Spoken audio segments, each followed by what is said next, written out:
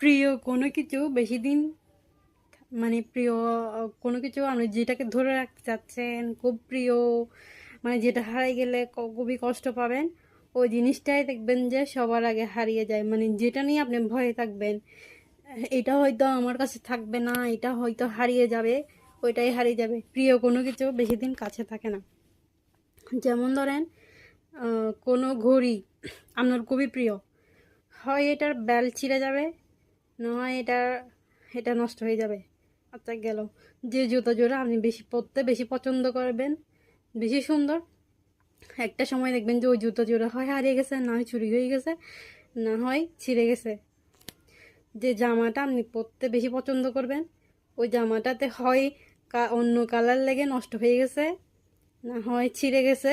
এরকম তো প্রিয় জিনিস বেশি দিন কাছে থাকে না, এটা মেনে নিতে হবে। এটা